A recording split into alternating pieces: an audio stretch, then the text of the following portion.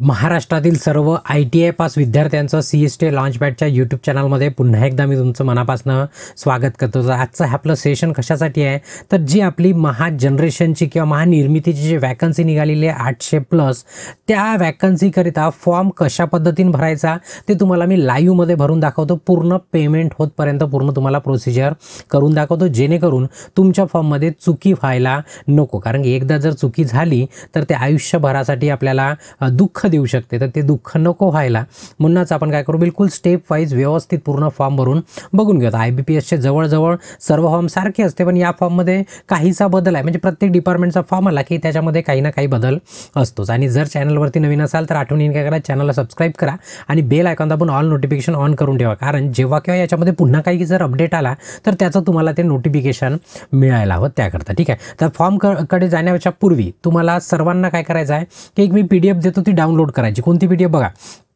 ही PDF आहे. या PDFमध्ये तुम्हाला व्यवस्थितपणे दिलं आहे की नेमकं फोटोची साईज काय असली पाहिजे, किती पिक्सेलमध्ये त्याला करायचं आहे, तर त्या सर्व गोष्टी इथे तुम्हाला डिटेलमध्ये दिलेल्या आहे. ठीक आहे, म्हणजे पूर्ण वाचून घ्यायचं. सोबतच पूर्ण फॉर्म मध्ये कोणत्या स्टेपमध्ये काय आहे, कुठे नाव टाकायचं आहे, कुठे मोबाईल नंबर आहे, काय कशानंतर काय येणार आहे, काय काय आपल्या जवळ असलं पाहिजे, कोणता ऑप्शन आपल्याला येस करायचा आहे, कोणता ऑप्शन नो करायचा आहे, पूर्ण या फॉर्ममध्ये मी पूर्ण तुम्हाला फॉर्म सॉफ्ट कॉपी PDFच्या फॉर्ममध्ये दिलेली आहे. म्हणजे हेच तुम्हाला त्या फॉर्मच्या आतमध्ये दिसणार. तर पहिले बघून घ्यायचं, पहिलेच ठरवून टाकायचं नाही आपल्याला इथे यस करायचं आहे, इथे आपल्याला नो करायचं आहे. मोबाईलमध्येच वाटल्यास PDFला एडिट करून टाकायचं आणि टिक करून ठेवून द्यायचं, जेणेकरून फॉर्म भरताना तुमची गोंधळ व्हायला नको. पहिले सेंटर कोणतं टाकायचं आहे, काय कोण टाकायचं आहे, आपण पुरुष महिला सर्वच्या सर्व एकदा पूर्ण वाचून घ्यायचं नीट पद्धतीने. आता मी जे सांगतो, आता फॉर्म भरत असताना सर्वात पहिले डिस्क्लायमर देऊन देतो. मी फॉर्म भरत असताना मी काय करणार की रँडम डाटा टाकणार, कारण मला काही पेपर द्यायचा नाही आणि मला काही त्या फॉर्ममध्ये काही मला हॉल तिकीट आलं पाहिजे किंवा असं काही नाही आहे.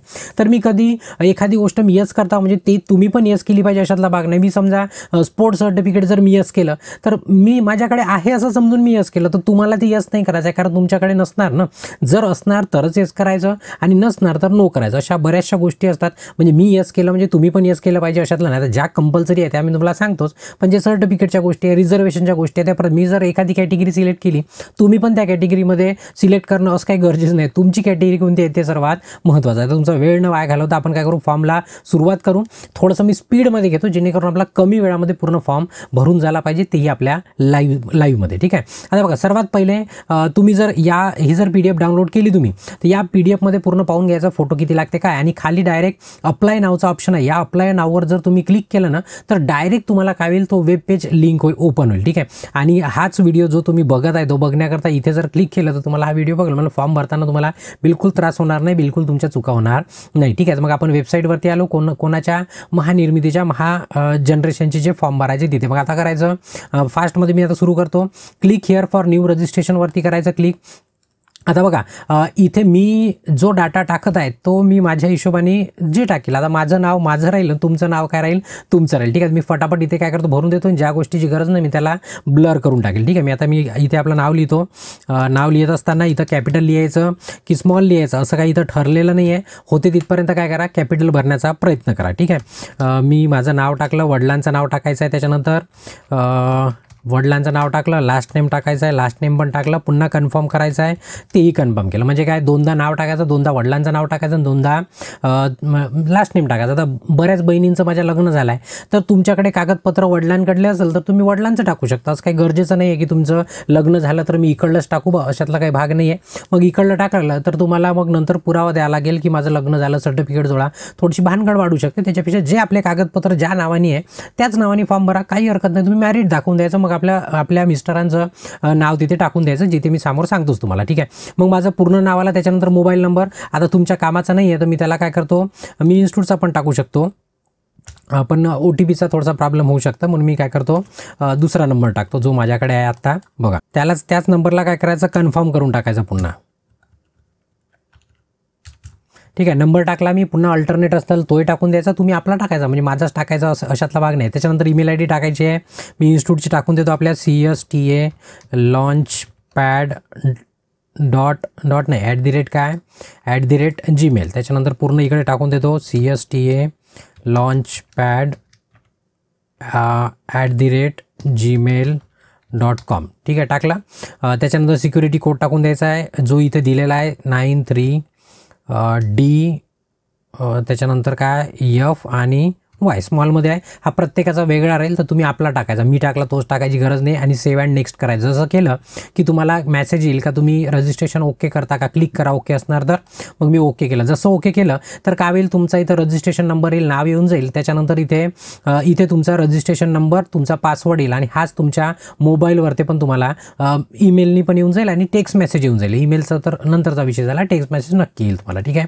आता समोर तुम्हाला करायचा आहे फोटोग्राफ अपलोड. आता कोणताही फोटोग्राफ कसाही नाही करायचा, मी वारंवार सांगत असतो. बॅकग्राऊंड काय जरी व्हाईट नसलं तरी लाईट असलं पाहिजे, म्हणजे लाईट रंगाचं असलं पाहिजे. तुमचे कानं बरोबर दिसले पाहिजे, चष्मा लावून राहायचं नाही. बरोबर सरळ फोटो काढायचा. मग तुम्ही अपलोड करता, मग मला मेसेज करता की सर असं असं अपलोड केलं, आता काय करू. मग आता एकच उपाय राहते, नवीन फॉर्म भरा, ती डेट जायच्या पहिले. ठीक आहे. तर आता काय करायचं, स्कॅन फोटोग्राफ. तर मी काय करतो, मी करून ठेवले रेडी. ठीक आहे. रेडी सर्व मी डॉक्युमेंट करून ठेवून दिले आहे. कोणाचा आहे, महापारेषण. तर मी तुम्हाला म्हणजे मी डमी आहे काही, मी म्हणजे माझे टाकणं अशातला भाग नाही, मी कोणताही टाकील.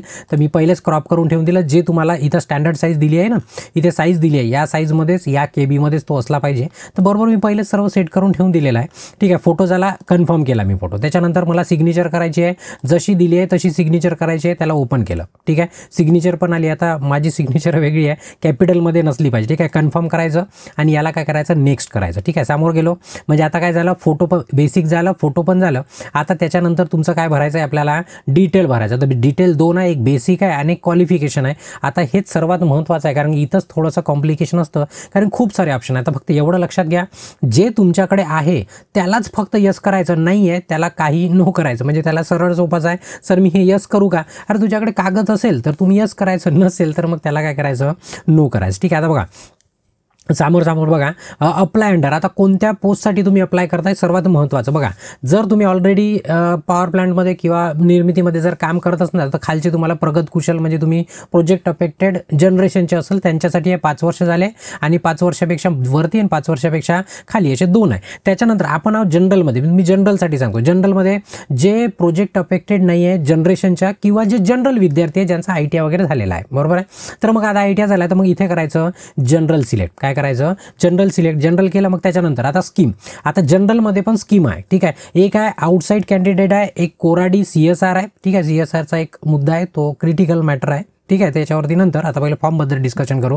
मग कॉन्ट्रॅक्च्युअलमध्ये असणार, म्हणजे कॉन्ट्रॅक्टर एम्प्लॉई असणार. तुम्ही ऑलरेडी जर तिथे काम करत असणार, कुठं, महाराष्ट्र स्टेट जे आपली पॉवर जनरेशन कंपनी लिमिटेड आहे त्याच्यामध्ये जर तुम्ही काम करत असणार, म्हणजे पॉवर प्लांटमध्ये, तर तुम्हाला हा ऑप्शन सिलेक्ट करायचा आहे. पण मी असं समजतो की आपला विद्यार्थी बिलकुल कोरा पारा आहे, कुठंच काम करत नाही, त्याचा ITI झाला आहे जस्ट, असं मी सिलेक्ट करतो. तर इथं करतो अदर आउटसाईड कॅन्डिडेट. ठीक आहे. आता हे कोणासाठी, सर्व ITI झालेल्या विद्यार्थ्यांसाठी हा ऑप्शन सिलेक्ट करायचा आहे, अदर आउटसाईड कॅन्डिडेट. ठीक आहे.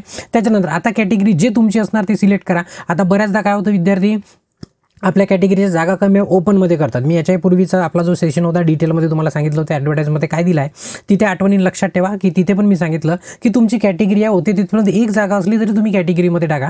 माझं सजेशन आहे, आखरी तुमचं. ठीक आहे. तर मी काय करतो, आता OBC घेऊन घेतो इथं. ठीक आहे. OBC घेऊन घेतो. ओके. कास्ट सर्टिफिकेट असली पाहिजे.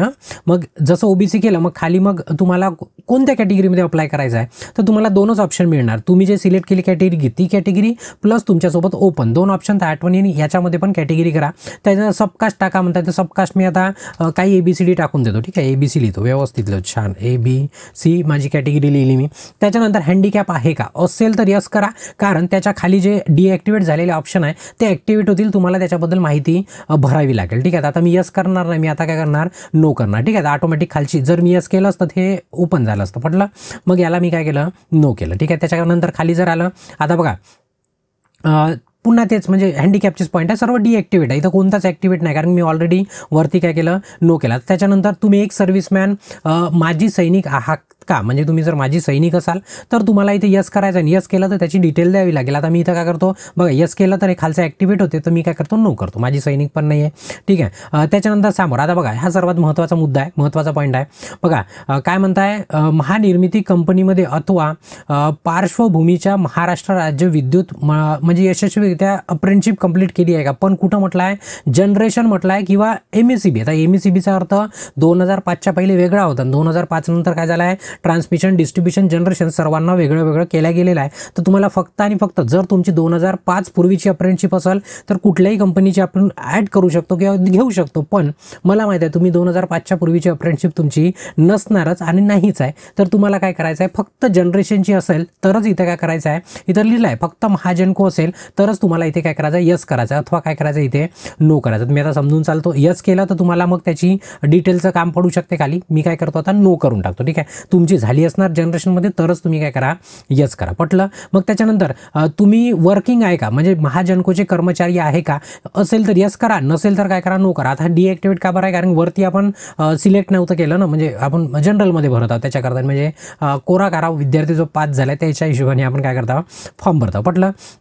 इथे पण हे सर्व डिॲक्टिवेट. त्याच्यानंतर महत्त्वाचं की तुमच्याकडे नॉन क्रिमिनल सर्टिफिकेट आहे का. आता बघा महत्त्वाचं की फक्त SC आणि ST म्हणून मी सांगितलं की याच्यापूर्वीचा जो आपला व्हिडिओ होता ज्याच्यामध्ये आपण डिटेलमध्ये सांगितलं की नेमकं काय काय दिलं ॲडव्हर्टाईजमध्ये, काय कागदपत्र लागणार ते सर्व ते बघणं तुमच्यासाठी खूप गरजेचं आहे, कारण तिथे बऱ्याचशा गोष्टी आपण क्लिअर केलेल्या आहे. ठीक आहे, तर आता इथं फक्त SC आणि ST सोडलं तर कोणालाच इथे तुम्हाला हे नाही लागणार नॉन क्रिमिनल, सर्वांना लागणार फक्त SC ST सोडून, यांना नॉन क्रिमिनल नाही लागत.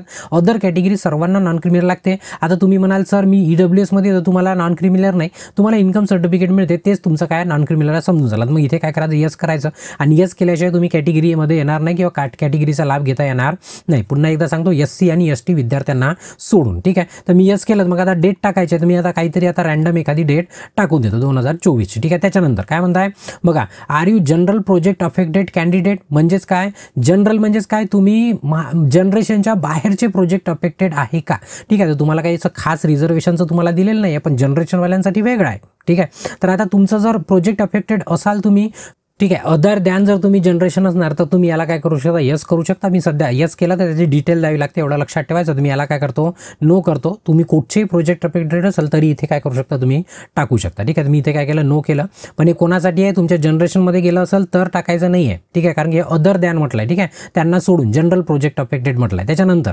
त्याच्यानंतर ते मग तुम्हाला गट क्रमांक वगैरे टाकायचं काम पडते, ते सर्व तुमच्या सर्टिफिकेटवर असते. ठीक आहे, मी आता समोर आलो. त्याच्यानंतर म्हणताय की तुमची नाही हे पूर्ण डिॲक्टिवेट आहे, कारण तिथे यस केलं तर तुम्हाला बरीचशी माहिती त्याच्या खाली भरावी लागेल. आता त्याच्यानंतर आहे की बघा वेअर प्रोजेक्ट अफेक्टेड. बघा आता हे एक याच्या पहिले जे आत्ता केलं आपण, हे इथे जे नो केलं ते म्हणजे काय आउटसाईड प्रोजेक्ट अफेक्टेड असणार त्यांच्यासाठी आहे. पण तुम्ही आउटसाईड म्हणजे महाजनरेशन सोडून. ठीक आहे, तर आता इथे जर तुमचं जनरेशनमध्ये जर प्रोजेक्ट अफेक्टेड असणार तर इथं तुम्हाला ऑप्शन दिलेलं आहे का, आपण महानिर्मिती प्रकल्पामध्ये व्यक्ती आहात का, म्हणजे काय प्रकल्पग्रस्त व्यक्ती आहे का. तर तुम्ही यस असेल तर यस करा, नो असेल तर नो करा. ॲक्च्युअली त्यांची जागा वरती वेगळी आहे, त्याच्यामुळे इथे हे पण काय ऑप्शन डिॲक्टिवेट आहे. दोन्ही ऑप्शन वेगळे आहे, एवढं लक्षात ठेवा. पूर्ण डिॲक्टिवेट आहे जर तुम्ही बघाल तर. आता त्याच्यानंतर पुन्हा हा कोराडीचा जो मुद्दा आहे, ठीक आहे, 388 जो सर्क्युलर नंबर आहे, तर त्याच्यामध्ये जर तुम्ही कोराडीचे असणार तर तुम्हाला यस करायचं. पण आपण कुठे आलो जनरलमध्ये, CSRमध्ये नाही भरत आहे, त्याच्यामुळे हा ऑप्शन पण ऑटोमॅटिक आहे डिॲक्टिवेट. तर बरेचसे ऑप्शन बंद आहे इथं, तर मग तुम्हाला कन्फ्युजन नको व्हायला. म्हणून मी काय म्हटलं, ही जी आपली PDF होती ती पहिले काय करा पूर्व डाउनलोड करून पूर्ण पाहून घ्या की आपल्या कामाचं काय कुठे कुठे आपल्याला यस करायचं आहे. ठीक आहे, मग आता आलो आपण कुठे CSRच्या खालीपर्यंत. त्याच्यानंतर काय म्हणताय आपण शासन निर्णय दिनांक, इथे पण डिॲक्टिवेटच आहे. हाही तुम्हाला ऑप्शन कामी नाही पडणार. आता इथनं सुरू होते. आता तुमचं बघा, आता तुम्ही भूकंपग्रस्त आहे का असाल तर यस करा, मग त्याची तुम्हाला डिटेल लागणार. मी आता नो आहे. त्याच्यानंतर आहे डोमिसाईल ऑफ महाराष्ट्र, तुम्ही महाराष्ट्राचे रहिवासी आहे का. हा मुद्दा सर्वात महत्त्वाचा आहे. तुम्ही जर नो कराल ना तिथे लिहूनच येते का यू आर नॉट एलिजिबल, म्हणजे महाराष्ट्रातलेच विद्यार्थी इथे फॉर्म भरू शकणार. तर याला मग काय करायचं आपल्याला यस करायचं आहे, नो करायचं नाही, कारण नो केला तर फॉर्म समोर जाणारच नाही. त्यानंतर आपण गुणवत्ताधारक खेळाडू आहे का, तर नाही आहे. तर असेल तर यस करा आणि त्याची डिटेल भरा. म्हणजे मी नो केलं आणि तुम्ही असूनही नो कराल तर ते चुकीचं राहील. म्हणजे मग असं नाही झालं पाहिजे सर तुम्ही नो करायला सांगितलं, तसं नाही करायचं. ठीक आहे, त्याच्यानंतर तुम्ही अनाथ आहात का, असेल तर यस करा, मग त्याची डिटेल भरा. पण आता मी नाही आहे तर मी याला नो करतो. ठीक आहे, त्याच्यानंतर म्हणजे नॅशनॅलिटी तर ऑलवेज सर म्हणजे महाराष्ट्रात आहे, म्हणजे तुम्ही इंडियन असणारच. ठीक आहे, त्याच्यानंतर नेम चेंज हिस्ट्री आहे का, असेल तर यस करा, नसेल तर नो करा. आता लग्न झालेल्या बहिणी म्हणाल का सर माझं नाव चेंज झालं, तर ते फक्त तुमच्या याच्यावरती आधार कार्डवरती चेंज झालं आणि बाकीचे डॉक्युमेंट आपले जुनेच आहे, तर तुम्हाला यस करायची इथे गरज पडणार नाही. ठीक आहे. त्याच्यानंतर परीक्षा केंद्र कोणी कुठचं पण घेऊन घ्यायचं. जसं आता मी चंद्रपूरमध्ये आहे, मी पहिले चंद्रपूर घेतो आणि आठवणीने केंद्र सिलेक्ट करताना काय करायचं, असा विचार करायचा की त्या म्हणजे जिथे एक्झाम सेंटर आपण सिलेक्ट करता तिथे आपण जाऊ शकलो पाहिजे, राहू शकलो पाहिजे त्या ठिकाणी एक दिवस पहिले, अशी जिथे व्यवस्था असणार ना तिथे तुम्ही काय करा, सिलेक्ट करा. म्हणजे कसं असं नाही करायचं की मी आज पोहोचू शकतो या हिशोबाने बिलकुल सेंटर सिलेक्ट करायचं नाही. तिथे आपण जाऊन राहू शकलो पाहिजे पहिल्याच दिवशी, अशी सोय असणार ते सिलेक्ट करा. माझं सजेशन आहे. बाकी तर तुमची इच्छा, मंडळ तर फक्त तुम्हाला सहकार्य करू शकते. ठीक आहे. बाकीचे 2 मी आता रँडम कोणते घेऊन घेतो कारण मला काय पेपरला जायचं नाही आहे. त्याच्यानंतर डेट ऑफ बर्थ. आता डेट ऑफ बर्थ कुठची टाकायची, कोणी आपल्या मताने टाकायची नाही. बघा तुम्हाला तुमचा SSC डिप्लोमा असणार ना, त्या डिप्लोमामध्ये खाली बघा जन्मतारीख इथं लिहिलेलं असते, इथं तुमची डेट ऑफ बर्थ असते. कोणतं आहे 10वीचा तुम्ही सर्टिफिकेट जर बघाल ना 10वीचं, त्याच्यावरती इथे डेट ऑफ बर्थ लिहिलेलं बघा, जन्मदिनांक इथचीच टाकायची कारण इथं लिहिलं आहे. तुम्हाला काय करायचं आहे, स्कूल सर्टिफिकेटवरचंच टाकायचं आहे, TC वरचं पण चालेल. ठीक आहे. कारण की बऱ्याच विद्यार्थ्यांचं कसं असतं, एकीकडे एक दुसरीकडे दुसरी अशा 4-4 वेळा ते जन्म घेतात काही विद्यार्थी. आपल्याकडे असे 2-2 वेळा जन्म घेणारे. ठीक आहे. तर मी आता रँडमली आता टाकून देतो 15 ऑगस्ट टाकून देतो.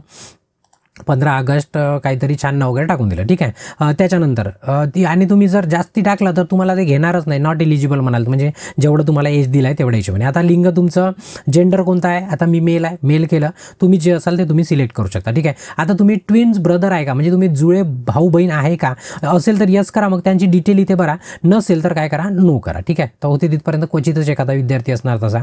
त्यानंतर मरायटर स्टेटल, म्हणजे आता तुमचं लग्न झालं आहे का ते तुम्हाला विचारलं आहे. तर आता तुमचं लग्न झालं असेल तर मॅरिट करा. मॅरिट केलं तर आठवणीने इथे तुम्हाला तुमच्या जोडीदाराचं नाव टाकावं लागेल. आता माझ्या बहिणी आहे, लग्न झालेलं आहे, आता इथे तुम्ही मॅरिट करा आणि इथे तुमच्या जोडीदाराचं नाव लिहून टाका. ठीक आहे. आई म्हणजे वडील, आई आणि तुमचा जोडीदार. आता भावांचे लग्न झाले असेल तर तुम्ही आपल्या पत्नीचं टाका आणि माझ्या बहिणीचं लग्न झालं तुम्ही आपल्या नवऱ्याचं टाका. ठीक आहे. मी आता सध्या अनमॅरिड करतो, म्हणजे एक डब्बा मला कमी भरावा लागेल. ठीक आहे. आता मी फादर नाव लिहून टाकतो इथे. ठीक आहे. त्याच्यानंतर आईचं नाव लिहून टाकतो. आता मी लिहिलं माझ्या हिशोबाने, तुम्ही तुमच्याच आईचं आणि तुमच्याच बाबाचं नाव लिहायचं. ठीक आहे. आता ॲड्रेस लिहायचा. आता मी आपल्या इन्स्टिट्यूटचा ॲड्रेस टाकून देतो. काय आपला गुलमोहर पार्क. ठीक आहे. बाकीचं काही टाकत नाही, तर भद्रावती आहे. ठीक आहे. गुलमोहर पार्क भद्रावती टाकून दिलं मी. ठीक आहे. त्याच्यानंतर आहे माझा जिल्हा चंद्रपूर. त्याच्यानंतर राज्य आहे माझं महाराष्ट्र, तर तुम्ही महाराष्ट्रातलेच असेल असं मी समजून चालतो. ठीक आहे. पिनकोड आहे आमचा 442902 असा पिनकोड आहे. ठीक आहे. त्याच्यानंतर दोन्ही ॲड्रेस सेम असेल तर होती तिथपर्यंत सेमच राहते, तर याला टिक करायचं.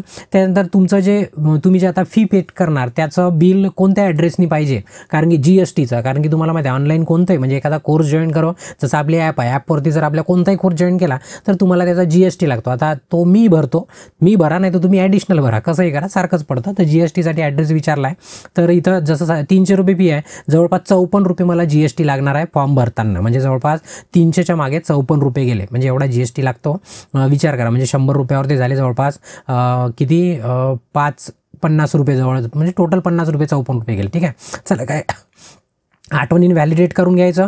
जर बघा असा एरर झाला तर समजायचं की आपला काहीतरी फॉर्ममध्ये सुटला आहे, गोंधळायचं नाही. बरोबर वरती गेले की बरोबर इथे लिहून येतं, भुसावळ डबल झालं, मग इथे काय आलं म्हणजे दोन्ही सारखे नाही पाहिजे, मग एक वेगळं मी नाशिक करून टाकतो. झालं, आपोआप रेट गेला.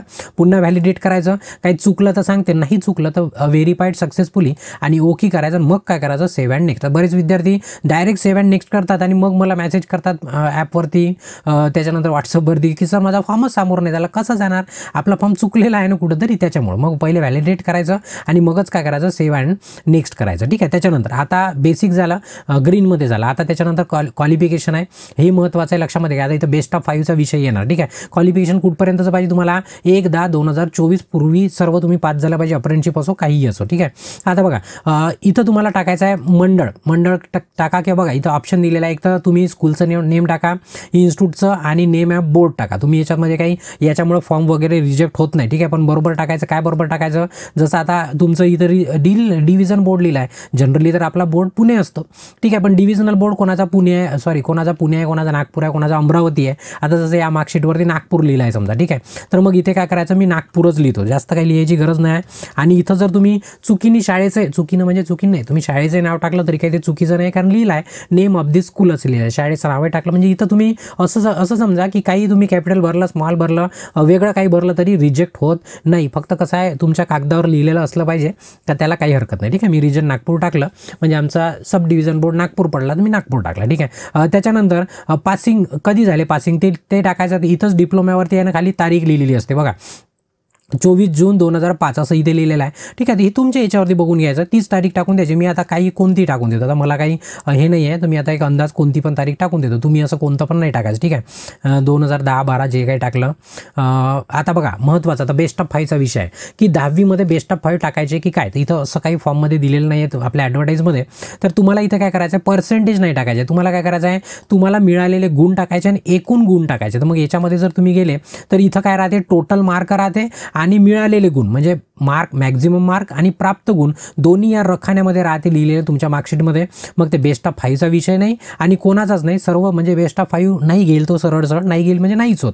टोटल मार्क टाकायचे तुम्ही, बेस्ट ऑफ 5चे पकडायचे नाही. जेवढे तुमच्या मार्कशीटवर मार्क दिले आहे, मार्क्स ऑब्टेन्ड, मी आता समजा 500 मार्क टाकले जवळपास 600 पैकी, म्हणजे टोटल मार्क्स किती आहे 600, तर ऑटोमॅटिक माझे पर्सेंटेज येऊन झाले 83.33 आले. तुमच्या मार्कशीटवर लिहिले ते टाका, मी एक अंदाजी टाकले. ठीक आहे, फर्स्ट क्लास आहे. ठीक आहे, 60 अबाव आपण फर्स्ट क्लासमध्ये असतो. तर जर 12वी झालं असेल तर 12वी टाका.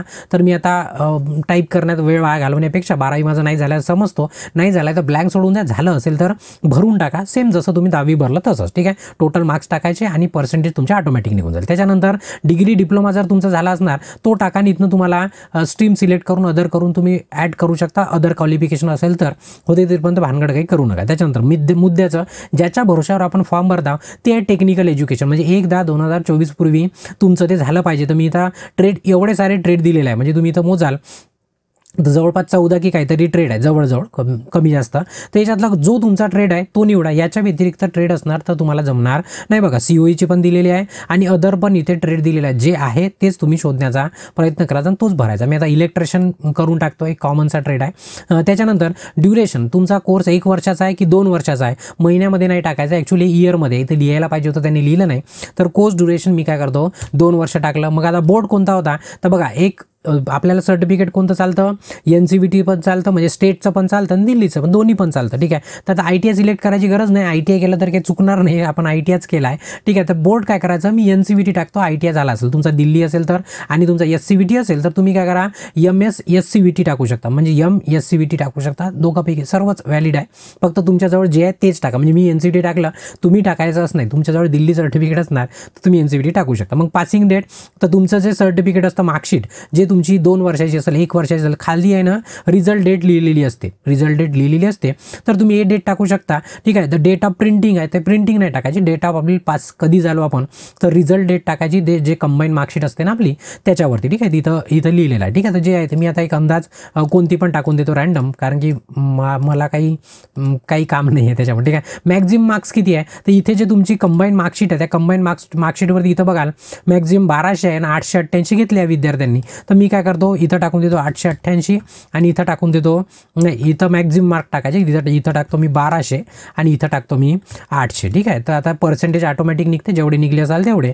तर मग हे फर्स्ट क्लास 60च्या खाली आला तर सेकंड क्लास करा. ठीक आहे, 45च्या खाली गेलं तर फक्त 5 क्लास करायचा. आता फक्त 60च्या वर आहे तर हे केलं. आणि नेम ऑफ इन्स्टिट्यूट ऑर्गनायझेशन ज्या ITIतनं तुम्ही केलं असणार जे काय, तर मी आता लिहून टाकतो. समजा इथं गव्हर्नमेंट ITI चंद्रपूर.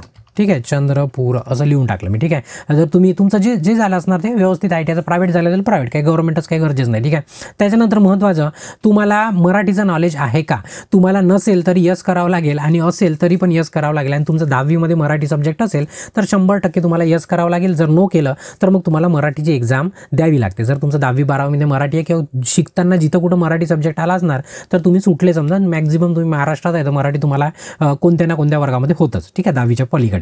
तर याला काय करायचं, यस करायचं, कंपल्सरी सांगतो, हे कंपल्सरी आहे, याच्यात काय ऑप्शन नाही, तुम्हाला यसच करणी आहे. त्याच्यानंतर एक्सपिरियन्स तुमचा जो असणार, ऑर्गनायझेशन कुठचं आहे, कुठून कुठपर्यंत एक्सपिरियन्स, ते सर्व तुम्ही इथे ॲड करू शकता. आता मी एक्सपिरियन्स टाकत नाही, फ्रेश विद्यार्थी असं आपण समजून चालतो.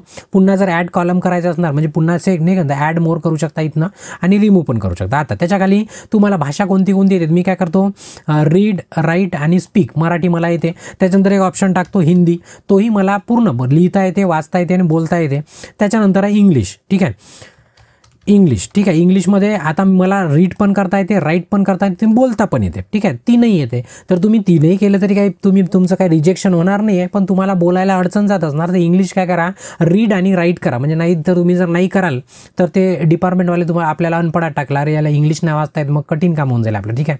तर काय करा, रीड आणि राईट करा. स्पीक मी सोडून देतो, ठीक आहे. तुमच्यासाठी तुम्ही पण सोडून द्या जर तुम्हाला स्पीक करायला त्रास, म्हणजे बोलायला जर त्रास होत असणार इंग्लिश तर, ठीक आहे. आता पुन्हा याला व्हॅलिडेट करायचं. पहिले व्हॅलिडेटवरती क्लिक केलं, जर व्हेरीफाय झालं सक्सेसफुली तर ठीक आहे, नाही तर रेड आलं तर चेक करून घ्यायचं, ठीक आहे. ओके करायचं.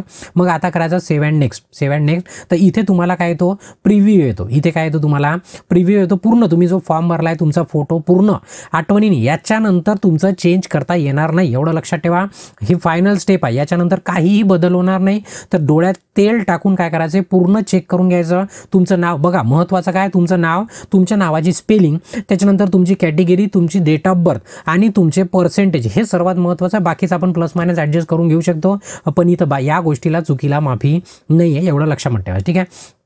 पूर्ण चेक करून घ्यायचं. पूर्ण चेक केला, मग खाली जे काही आहे, मग सर्व परीक्षा केंद्र वगैरे सर्व डिटेल सर्व मग खाली आय रीड करायचं, म्हणजे सर्व मला मंजूर आहे बा, सर्व अटी शर्ती ॲग्री करायचं. आणि इथं काय करायचं, कंप्लीट करायचं. आत्ता जर कंप्लीट केलं रजिस्ट्रेशन आणि फी पेड केली का तुमचा फॉर्म एडिट होणार नाही, एवढं लक्षात ठेवायचं. तर जे काही करायचं आहे तुम्हाला आत्ताच करायचं, ठीक आहे. मग इथं मी काय करतो, कंप्लीट रजिस्ट्रेशन करतो. काय करतो, कंप्लीट रजिस्ट्रेशन केलं. मग इथे म्हणताय ओके. मग आता आपल्याला पाठवणार, ओके केलं. पुन्हा आता पाठवणार. पेमेंटकडे 300 रुपये फी होती कॅटेगरीची, ही किती झाली 354. हे आता सरकार जमावरचे 54 रुपये, ठीक आहे. म्हणजे अर्धे स्टेटवाले घेणार आणि अर्धे सेंट्रलचे घेणार, असो काय हरकत नाही. इथे काय करायचं, मग इथे जो कोड दिला आहे तो कोड टाकायचा. माझ्याकडे दिलेला आहे समजा G3K Z8 असा दिलेला आहे. हे प्रत्येकाचा वेगळा राहील, काही सारखा राहणार नाही, हा बदलत राहतो प्रत्येक. मी आता रिफ्रेश केला तर पुन्हा बदलून जाईल. त्याच्यानंतर मी केला सबमिट केला, ओके. आता त्याच्यानंतर तुम्हाला पाठवणार, रिडायरेक्ट करणार पेमेंटकडे. कुठं करणार, पेमेंटकडे. तर पेमेंट करायची सर्वात सोपी पद्धत आहे. तुम्ही कशा पद्धतीने, क्रेडिट कार्ड करा, डेबिट कार्ड करा, इंटरनेट बँकिंग करा, वॉलेट करा. QR कोड सर्वात बेस्ट आहे, QR कोड सर्वात बेस्ट आणि सर्वात फास्ट आहे. तर मी काय करतो, इथून सिलेक्ट करतो, मेक पेमेंटवरती क्लिक करता आणि तुम्हाला मी आता पेमेंट करून बघा, इथं लिहिलं आहे 54 रुपये सर्व GST वगैरे इन्क्लूड करून. तर मी याला काय करतो, प्रोसीड विथ पेमेंट करतो, ठीक आहे. मी आता याला प्रोसीड करतो ना. तर मी काय केलं, माझ्या फोनपे असो, गुगल पे असो, काही असो, तुम्ही कोणत्याही पद्धतीने, मी या QR कोडला काय करतो, मी आता स्कॅन करतो. बघा मी स्कॅन करून घेतो माझ्या फोनपेने. आता मी स्कॅन केलं, ठीक आहे. स्कॅन केला, ऑटोमॅटिकली पेमेंट आला माझ्याकडे. आता मी काय करतो, तिथनं पे करून टाकतो. म्हणजे 354 रुपये जसा मी पे करणार तशी काय होणार, आपली स्क्रीन चेंज होणार. बघा मी आता पे करता इथनं, बघा आता मी पे केला, ऑटोमॅटिक आपली स्क्रीन काय होणार, चेंज होणार, ठीक आहे. म्हणजे आता फॉर्म भरायसाठी आपण एवढे पैसे घालवले, जेव्हा की माझा हॉल तिकीट येणार नाही, ठीक आहे. ऑटोमॅटिक काय झालं, इथनं तुम्हाला रिसिप्ट आली की माझा फॉर्म भरून झालेला आहे म्हणून. तर तुम्ही काय करू शकता, आता जर रिसिप्ट डाउनलोड करायची असणार तर तुम्ही काय करू शकता, IBPS ऑनलाईन हे जे वेबसाईट आहे ना, इथे क्लिक करून किंवा प्रिंट करून रिसिप्ट प्रिंट करून ठेवून द्यायची. आता तुमच्याकडे लॉग इन ID आणि पासवर्ड ऑलरेडी आलेला आहे, त्याला काय करायचं, तुम्ही लॉग इन करायचं. त्याला काय करायचं, आपण लॉग इन करायचं. तुम्ही काय करतो, इथं IBPS ऑनलाईनवरती जाऊन तुम्ही क्लिक करू शकता आणि पुन्हा आपल्या फॉर्मची प्रिंट मारून ठेवून द्यायची आठवणीने. ते तुम्हाला शेवटपर्यंत ठेवायचं. आता बघा पूर्णपणे आपण फॉर्म भरला. आता याच्यामध्ये जर तुम्हाला काही अडचण असेल तर तुम्ही काय करायचं, आठवणीने कमेंट करा, मेसेज करा, व्हॉट्सअप आहे आपला, ॲप डाउनलोड करा. कोणती ॲप, CST लॉन्चपॅड, इथं लिहिलेलं आहे ना, CST लॉन्चपॅड ॲप डाउनलोड करा प्ले स्टोअरवरनं. तिथनं तुम्ही चॅटमधनं मला मेसेज करू शकता किंवा आपला व्हॉट्सअप नंबर आहे इन्स्टिट्यूटचा त्याच्यावरती पण, किंवा एकदम अडचण आली क्रिटिकल तर त्या इन्स्टिट्यूटच्या नंबरवरती तुम्ही कॉन्टॅक्ट पण करू शकता. पण हे एमर्जन्सीसाठी कोर्सेससाठी आहे, ठीक आहे. म्हणजे नंबर पण अडलंच तर तुम्ही अडू देणार नाही तुमचं. आणि जर तुम्हाला अभ्यास करायचा असणार तर आपण काय केलं आहे, महानिर्मितीचा बूस्टर कोर्स तयार केलेला आहे.